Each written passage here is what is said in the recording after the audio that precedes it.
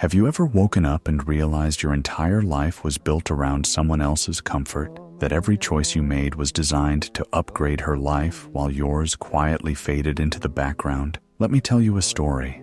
There was a man. Maybe he's like you. Maybe he's like someone you know. He started off with dreams, real ones, a life he wanted to build, a mission he wanted to conquer. But somewhere along the way, he met her. And that's when everything changed. Suddenly, his mission wasn't his anymore. It was theirs, or so he told himself. His time, his money, his energy, it all became investments in her happiness, her comfort, her dreams.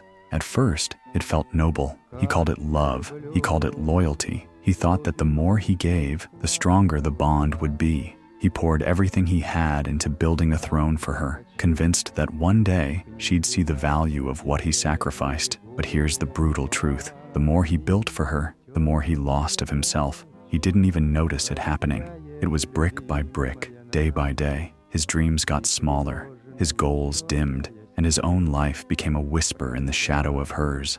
But here's the thing. He wasn't even angry about it, at least not at first. He believed that this was what real love looked like, that being a man meant sacrificing everything to make her life easier. But there's a truth that nobody tells you. When you erase yourself to make someone else comfortable, you're not being noble, you're being invisible. The wake-up call came quietly, like they always do. It wasn't dramatic.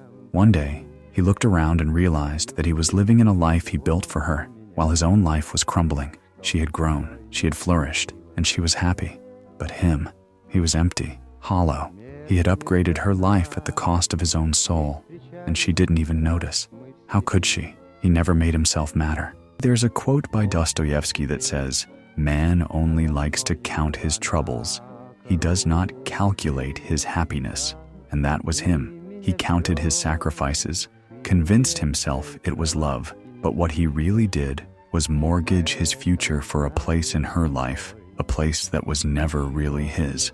And it's not her fault, not entirely. She just accepted what he gave, like anyone would. But deep down, she knew. She saw what he didn't want to admit, that he wasn't building his own life. He was just renting space in hers. And when the rent came due, she left. Not because she was cruel, but because she outgrew him, because he never built himself.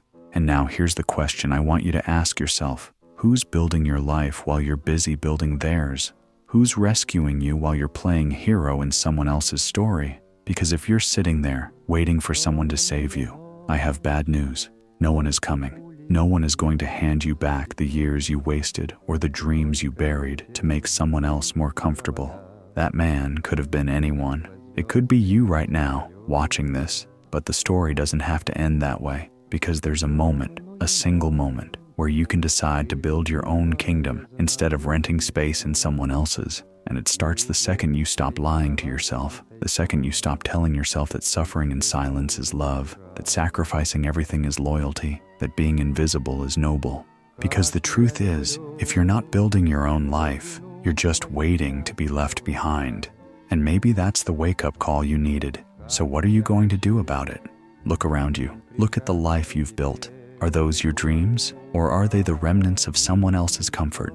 Do you even remember what you wanted before you became the architect of someone else's comfort? You gave and you gave until there was nothing left for you, but no one told you to stop. No one told you to slow down, because the truth is, people will take as much as you are willing to give.